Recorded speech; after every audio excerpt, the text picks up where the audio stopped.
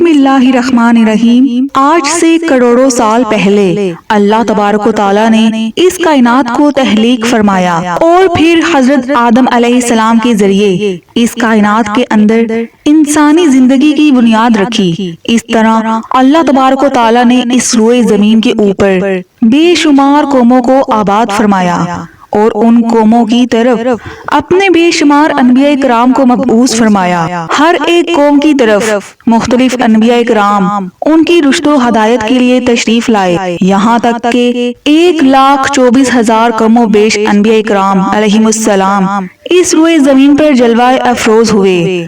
اور پھر اللہ رب العزت نے اپنے حبیب حضرت محمد مصطفیٰ صلی اللہ علیہ وآلہ وسلم پر نبوت کا دروازہ بند کر دیا، اور اب قیامت تک کوئی بھی نبی اس دنیا میں تشریف نہیں لائیں گے۔ پیارے دوستو، اس طرح بے شمار انبیاء کرام اپنے اپنے وقت میں اپنی اپنی قوموں کی طرف آئے اور دنیا سے واپس چلے گئے۔ دوستو، سب سے پہلے آپ اپنے ذہن میں یہ بات بٹھا لیں کہ اللہ کے جتنے بھی انبیاء کرام علیہم السلام اس دنیا میں آئے وہ آج بھی اپنی اپنی قبروں میں موجود ہیں اور بے شک اپنے اپنے مقصد میں کامیاب ہیں۔ حضور نبی کریم صلی اللہ علیہ وآلہ وسلم کی حدیث مبارکہ ہے، اللہ نے زمین پر یہ حرام کر دیا ہے کہ وہ انبیاء کرام علیہ السلام کے جسم مبارک کو کھائے، لہٰذا آج بھی اللہ کے سارے انبیاء کرام اپنی اپنی قبروں میں موجود ہیں۔ لیکن دوستو، ہم آج کی اس ویڈیو میں جن 4 نبیوں کا ذکر کرنے جا رہے ہیں انہیں اللہ تعالیٰ نے اس ظاہری دنیا سے اسی حالت میں اٹھا لیا تھا، تو اسی لیے 4 نبیوں نے موت کا ذائقہ نہیں چکھا اور آج بھی وہ الگ الگ مقامات پر موجود ہیں اور زندہ ہیں۔ پیارے دوستو، مختلف روایات اور احادیث نبی صلی اللہ علیہ وآلہ وسلم کی روشنی میں 4 ایسے انبیاء کرام کا ذکر ملتا ہے جن کو اللہ تبارک و تعالیٰ نے آج بھی زندہ رکھا ہے۔ لیکن یہاں سوال یہ پیدا ہوتا ہے کہ ان 4 نبیوں کو اللہ تعالیٰ نے کس وجہ سے زندہ رکھا ہے اور کہاں رکھا ہے اور وہ کب تک زندہ رہیں گے؟ تو دوستو، آئیے جانتے ہیں کہ یہ 4 انبیاء کرام کون کون سے ہیں۔ پہلے نبی جن کو اللہ تعالیٰ نے موت نہیں دی اور جن کے ہمیشہ زندہ رہنے کا ذکر اللہ تعالیٰ نے خود قرآن مجید میں کیا ہے، وہ ہیں حضرت عیسیٰ علیہ السلام۔ جب حضرت عیسیٰ علیہ السلام نے نبوت کا اعلان کیا تو انہوں نے اپنے ارد گرد کے لوگوں کو جمع کر کے فرمایا کہ میں آپ کو اللہ کے دین کی دعوت دیتا ہوں۔ وہ لوگ یہودی قوم سے تھے، انہی کی دینی کتاب میں لکھا تھا کہ اللہ کا ایک نبی آئے گا جو یہودیوں کے دین کو ختم کر دے گا۔ اسی ڈر سے یہودیوں نے آپ کو قتل کرنے کا منصوبہ بنا لیا۔ آپ یہودیوں کو اللہ کے دین کا حکم دیتے رہے پر ان کو اس کی کوئی پرواہ نہ ہوتی۔ جب آپ علیہ السلام کو یقین ہو گیا کہ اب یہ لوگ میری کسی بات کا یقین نہیں کریں گے، جہالت پر ہی رہیں گے، ایک دن آپ نے سب یہودیوں کو اکٹھا کیا اور کہا کہ آپ میں سے کون اللہ کے دین پر ایمان لائے گا۔ ان میں سے تقریباً 12 یا 19 لوگوں نے حضرت عیسیٰ علیہ السلام پر ایمان لائے اور کہنے لگے کہ عیسیٰ علیہ السلام ہی ہماری بخشش کا ذریعہ بنیں گے۔ باقی لوگوں نے دین اسلام قبول نہ کیا، یہودی ہی رہے۔ ایک وقت ایسا آیا کہ یہودیوں نے آپ کو قتل کرنے کا پکا منصوبہ بنا لیا تھا۔ انہوں نے ایک طوطیانوس نامی شخص کو مقرر کیا کہ وہ آپ کو قتل کر دے۔ جب طوطیانوس آپ علیہ السلام کے پاس جا رہا تھا تو اللہ تعالیٰ نے ایک فرشتے کو حکم دیا کہ جاؤ حضرت عیسیٰ علیہ السلام کو آسمان کی طرف اٹھا لاؤ۔ وہ فرشتہ اللہ کے حکم کی تعمیل کرتے ہوئے آپ کو آسمان کی طرف لے گیا۔ جب آپ آسمان پر پہنچے تو آپ کی ملاقات آپ کی والدہ سے ہوئی۔ آپ کی والدہ نے آپ کو گلے لگا کر پیار کیا تو آپ نے فرمایا کہ اماں جان، اب ہم روز قیامت ہی ملیں گے۔ جب آپ کو زمین سے اٹھایا گیا تو آپ کی عمر 33 سال تھی۔ حضرت جبرائیل علیہ السلام تو آپ کو بدلی کے ذریعے آسمان پر لے گئے، پر یہودی باہر کھڑے طوطیانوس کا انتظار کرتے رہے کہ کب طوطیانوس حضرت عیسیٰ علیہ السلام کو ختم کر کے باہر آئے گا۔ کافی دیر کے بعد وہ سارے آپ علیہ السلام کے گھر گئے۔ انہوں نے وہاں ایک شخص کو پایا جس کا چہرہ آپ علیہ السلام جیسا ہی تھا۔ انہوں نے اس کو قتل کر دیا۔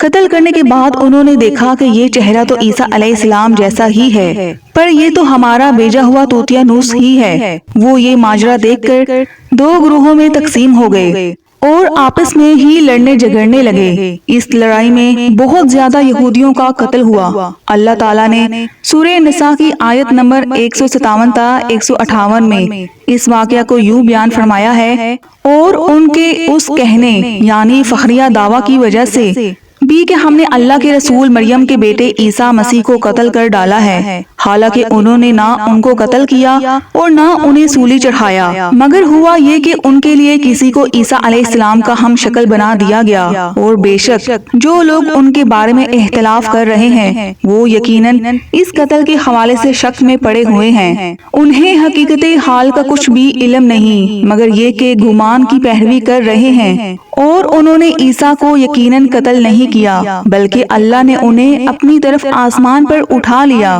اور اللہ غالب حکمت والا ہے۔ حدیث نبی صلی اللہ علیہ وآلہ وسلم ہے کہ حضرت عیسیٰ علیہ السلام قیامت سے پہلے زمین پر آئیں گے اور سنت نبی صلی اللہ علیہ وآلہ وسلم کے مطابق زندگی بسر کریں گے۔ آپ علیہ السلام صلیب کو توڑیں گے، دجال کا جڑ سے خاتمہ کریں گے، تقریباً 7 برس تک دنیا میں زندگی بسر کر کے اللہ کے دین کو عام کریں گے۔ آپ کو مدینہ کی سرزمین گنبد خضرا میں دفن کیا جائے گا۔ اللہ تعالیٰ نے اپنا وعدہ پورا کیا اور حضرت عیسیٰ علیہ السلام کو یہودیوں کے ہاتھوں قتل نہیں ہونے دیا۔ آپ علیہ السلام کو آسمان کی طرف اٹھا لیا۔ جس مذہب کا یہ عقیدہ ہے کہ حضرت عیسیٰ علیہ السلام قتل ہوئے یا سولی پر لٹکائے گئے وہ دائرہ اسلام سے باہر ہیں بلکہ وہ تو کفر کر رہے ہیں۔ پیارے دوستو، دوسرے نبی جن کو اللہ پاک نے ہمیشہ کی زندگی عطا کی ہوئی ہے وہ ہے حضرت خضر علیہ السلام۔ حضرت خضر علیہ السلام اس وقت دنیا میں تشریف لائیں گے جب دجال جاہلیت پھیلانے کے لیے نمودار ہوگا۔ حضرت خضر علیہ السلام ان لوگوں کو اللہ کے دین کا حکم دیں گے۔ ایک روایت میں ہے کہ حضور نبی کریم صلی اللہ علیہ وآلہ وسلم اپنے صحابہ کرام کو حضرت خضر علیہ السلام کا قصہ سنا رہے تھے کہ آپ نے فرمایا کہ حضرت خضر علیہ السلام کا باپ ایک بادشاہ تھا جو حضرت خضر علیہ السلام کو اپنی بادشاہت نوازنا چاہتا تھا، لیکن حضرت خضر علیہ السلام کو دنیا کی بادشاہت پسند نہ آئی تو انہوں نے اپنے والد کی سلطنت کا جانشین بننے سے انکار کر دیا اور اپنے والد گرامی سے ناراض ہو کر جنگل میں جا کر رہنے لگے جہاں ان کو کوئی بھی ڈھونڈ نہ سکا۔ آپ کا گزر ایک آب حیات کے چشمے سے ہوا۔ اس چشمے سے پانی پی کر آپ تا حیات زندہ رہنے میں کامیاب ہو گئے۔ آپ کے تا حیات زندہ رہنے کا ذکر کافی روایات میں ملتا ہے۔ حضرت انس رضی اللہ تعالی عنہ نے ایک روایت میں آپ کا ذکر اس طرح کیا ہے کہ جب اللہ کے نبی صلی اللہ علیہ وآلہ وسلم کا وصال ہوا تو ایک بزرگ سارے مجمع سے ہوتا ہوا آپ صلی اللہ علیہ وآلہ وسلم کی میت کے پاس آ کر رک گیا۔ اس نے کچھ پڑھا اور واپس چل پڑا۔ اس کے جانے کے بعد وہاں موجود صحابہ کرام نے پوچھا کہ یہ شخص کون ہے؟ اس شخص کے بارے میں کوئی علم رکھتا ہے؟ حضرت علی رضی اللہ تعالی عنہ بولے، جی ہاں، یہ حضرت خضر علیہ السلام ہے۔ حضرت خضر علیہ السلام اللہ کے حکم سے مصیبت زدہ لوگوں کی رہنمائی کرتے ہیں۔ آپ علیہ السلام لوگوں کو اللہ کے حکم کے مطابق زندگی بسر کرنے کا حکم دیتے ہیں۔ ایک روایت میں ہے کہ حضرت خضر علیہ السلام سمندروں میں مصیبت زدہ لوگوں کی مدد کرتے ہیں۔ حضرت خضر بہت نیک اور خدا ترس انسان تھے۔ کچھ روایت میں ہے کہ جو بندہ حضرت خضر علیہ السلام کی کنیت ابو العباس بلیامین ملکان اور ان کے آباء و اجداد کا نام یاد رکھے گا تو اس کو مرتے وقت کلمہ نصیب ہوگا۔ حضرت عیسیٰ علیہ السلام اور حضرت خضر علیہ السلام کے بعد تیسرے زندہ نبی حضرت الیاس علیہ السلام کا ذکر ملتا ہے۔ آپ کا ذکر قرآن پاک میں 2 جگہوں پر موجود ہے۔ تفسیر مظہری میں مذکور ہے کہ حضرت الیاس علیہ السلام کو ایک نورانی گھوڑے پر بٹھا کر آسمان کی طرف لے جایا گیا تھا۔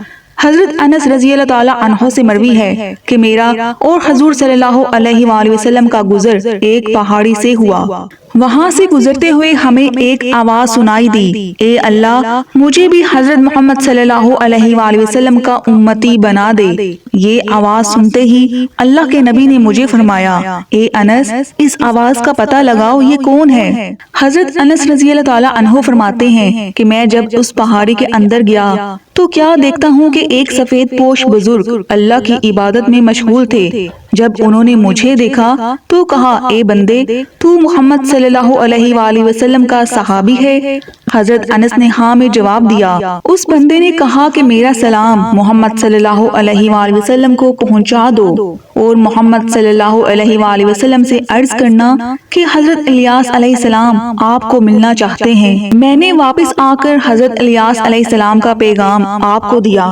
تو آپ صلی اللہ علیہ وآلہ وسلم مجھے ساتھ لے کر وہاں چلے گئے۔ حضرت الیاس علیہ السلام کے پاس پہنچے تو میں پیچھے ہٹ گیا۔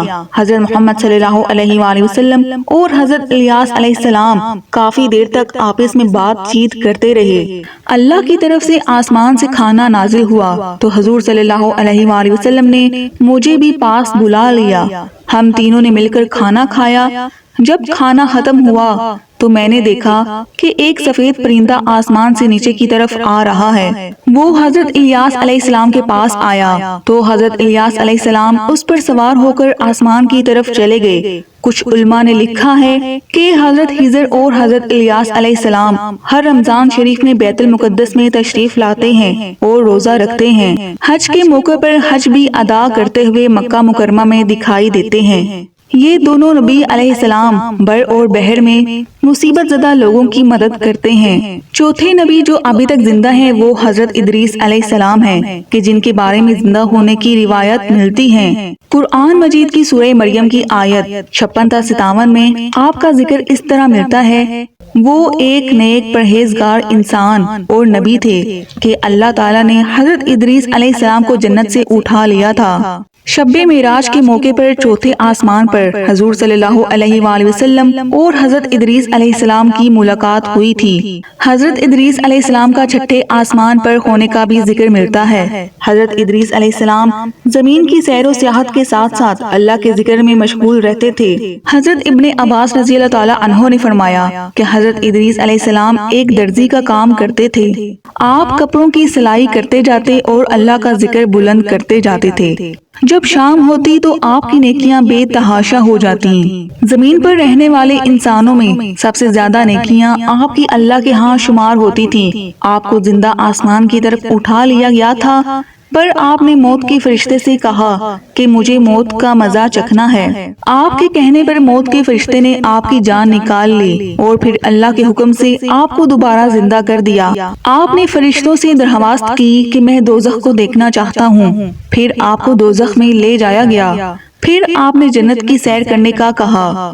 آپ کے کہنے پر آپ کو جنت میں داخل کیا گیا۔ جنت دیکھنے کے بعد آپ نے فیصلہ کیا کہ میں یہاں ہی رکنا پسند کروں گا۔ فرشتے نے آپ کو کہا کہ آپ اپنے مقام کی طرف جائیے۔ اسی وقت اللہ تعالیٰ کی طرف سے فرشتے کو حکم ملا کہ ادریس علیہ السلام کو یہاں ہی رہنے دیا جائے۔ ناظرین، امید کرتی ہوں آپ کو میری آج کی ویڈیو پسند آئی ہوگی۔ اگر ویڈیو اچھی لگی ہے تو ویڈیو کو لائک کریں اور میرے چینل کو سبسکرائب کریں۔ ملتے ہیں نیکسٹ ویڈیو میں، تب تک کے لیے اجازت دیجیے۔ اللہ حافظ۔